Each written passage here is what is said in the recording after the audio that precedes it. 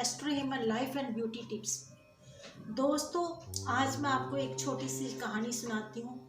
इस चैनल के अंदर मैं आपको ब्यूटी के टिप्स देती हूँ और छोटी छोटी कहानियाँ सुनाती हूँ। मैं आपको एक आज छोटी सी कृष्णा की कहानी सुनाऊंगी। एक गांव था। उस मथुरा के गांव में एक बुढ़िया रहती थी। वो उसका जन्म ही मथुरा में हुआ। जब उसका जन्म हुआ तो उसके मम्मी पापा वृंदावन के अंदर हमेशा कृष्ण का मंदिर में जाते और वहां पर हरे कृष्णा की पूजा करते। कभी भी उसने ऐसा नियम नहीं था कि वो कृष्णा के मंदिर नहीं जाती थी और भगवान कृष्ण जी की वो बहुत पूजा करती थी। उसके मम्मी पापा पहले पूजा करते थे, फिर उस बच्ची के मन में भी बहुत ज्यादा भगवान की कृष्ण की आराधना की इच्छा हो गई कि मैं भी करूंगी। वो भी भगवान जब भी उठते बैठते कृष्णा कृष्णा कृष्णा करती रहती थी। बड़ी हुई तब भी वो कृष्णा कृष्णा करती रहती थी। ऐसे करते करते उसकी शादी हो गई। शादी होने के बाद वो अपने मथुरा वृंदावन की जगह से दूसरे जगह पर चली गई।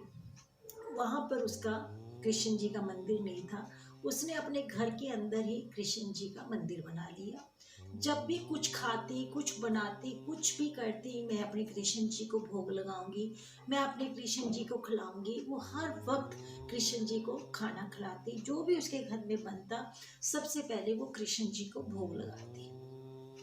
करते करते दिन बीतते चले गए। उसने कभी भी कृष्ण जी की पूजा आराधना करना नहीं छोड़ा।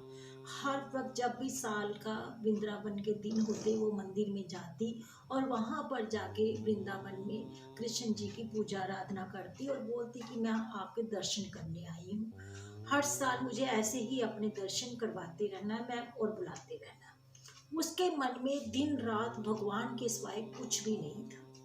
एक दिन क्या हुआ, वो बहुत समय बीत गया तो वो बुढ़ी हो गई। बुढ़िया होने के बाद उसके शरीर में इतनी हिम्मत नहीं रही कि वो अपने सुबह कृष्णा जी को उठाए और उठाकर उसको नहलाए और फिर नहलाने के बाद उनको खाना खिलाए और उसके साथ ही बातचीत करती रही। उसके शरीर में अब जवाब दे दिया था तो उसने अपनी बहू को बोला कि मेरे भोले भंडारी जो है ये कृष्ण गोपाला जी, इनको उठाओ और इसको नहला दो। पहले पहले बाल गोपाल को नहलाओ, फिर इसको भोजन कराओ, फिर मेरे से बातें करवाओ। तो उसकी बहू इस काम से खुश नहीं थी। उसने उसने बड़े गुस्से में आया और उसने उसके बाल गोपाल को उठाया। जब उसने उसके बाल गोपाल को उठाया, वो नीचे गिर गया और उसने बाल जब नीचे गिरा तो उस बुढ़िया ने बोला मेरे गोपाल को चोट लग गई, मेरे गोपाल को चोट लग गई। अब वो लोहे की मूर्ति 7 धातुओं से बनी हुई है। बहू ने खूब समझाया, मम्मा बिल्कुल नहीं टूटी, कुछ नहीं हुआ, मैं इसको नहला के आती हूँ। पर बुढ़िया के मन में एक ही रट थी कि मेरे बाल गोपाल को चोट लग गई, मेरे बाल गोपाल को चोट लग गई। और उसने अपने बाल गोपाल को अपने पास लिया और बोला कि देखो ये रो रहा है, इसको चोट लग गई, जल्दी से डॉक्टर को बुलाओ, इसको चोट लग गई। सभी उसका बेटे आ गए, उसकी बहुएं आ गई, सभी गली मोहल्ला इकट्ठा हो गया। उसने बहुत शोर मचाया कि मेरे बाल गोपाल को चोट लग गई है, मेरा बाल गोपाल रो रहा है।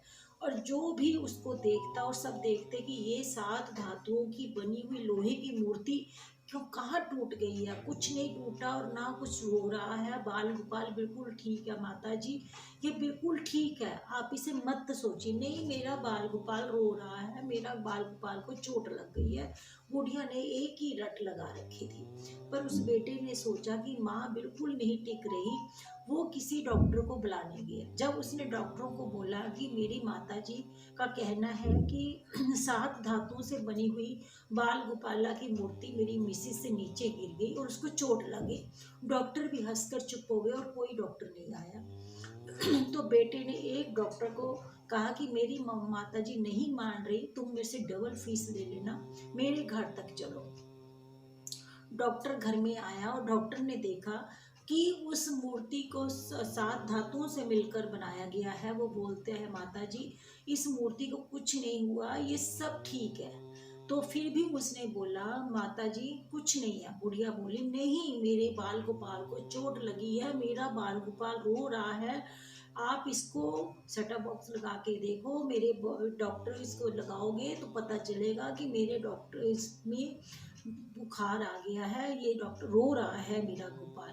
तो डॉक्टर ने गुड़िया के कहने से इलाज करना शुरू करा, और जैसे ही उसने अपना थर्मामीटर उसके साथ लगाया तो देखा कि उसके अंदर धड़कन आ रही है। उसने उसकी नब्ज पकड़ी तो देखा कि बाल गोपाल के अंदर कुछ हिलावट हो रही है। डॉक्टर एकदम से घबरा गया, और डॉक्टर ने माता जी को देखा कि है ये तो सच में इसके अंदर कुछ ना कुछ हिलजुल है। तो वो डॉक्टर चुप हो गया, तो बोला सच में इसके अंदर जान है। वो माता जी के चरणों में पड़ गया और बोलने लगा, माता जी अब आपका बाल गोपाल बिल्कुल ठीक है, मैंने इसका इलाज कर दिया है, अब इसको आप रख लीजिए। तो वो बुढ़िया शांत हो गई और अपने बाल गोपाल को गोदी में लेकर सहलाने लगी। बाल गोपाल मेरे सो जाओ, अब डॉक्टर ने आपको देख लिया है, आप बिल्कुल तंदुरुस्त हो। आप यकीन मानिए देखिए दोस्तों, बुढ़िया के अंदर इतनी अंदर शक्ति थी कि उसने पत्थर, उसने लोहे की मूर्ति के अंदर भी जान डाल दी। उसके अंदर भी हिलजुल हो रही थी, उसके अंदर भी सांस की धड़कने धड़क रही थी। इस चीज को देखकर डॉक्टर भी हैरान हो गया। दोस्तों ये क्या है कि हमारे अंदर की शक्ति है, हमारे अंदर की वाइब्रेशन है, हमारे अंदर की सोच है। हम जैसा सोचते हैं हमें सामने वाला वैसा ही दिखता है। अगर हम इतनी आस्था और इतनी विश्वास के साथ किसी की पूजा आराधना करते हैं तो सामने वाले पत्थर की मूर्त भी फिसल जाती है। हम अगर इतनी पूजा आराधना विश्वास और अटल अटूट मन से करेंगे, दिल लगाकर करेंगे, तो कोई भी ऐसी चीज नहीं है जो पिघलेगी नहीं। दोस्तों जब भी आप पूजा करें इतनी तन मन धन से करें कि सामने वाले की तमन्ना भी आप जैसी बन जाए, उसके अंदर भी आपकी सांसों की तरह सांसें धड़कने लग जाए। दोस्तों अगर आपको मेरी ये छोटी छोटी कहानियाँ पसंद आती हैं, इसे आप शेयर करें, लाइक करें और सब्सक्राइब करें।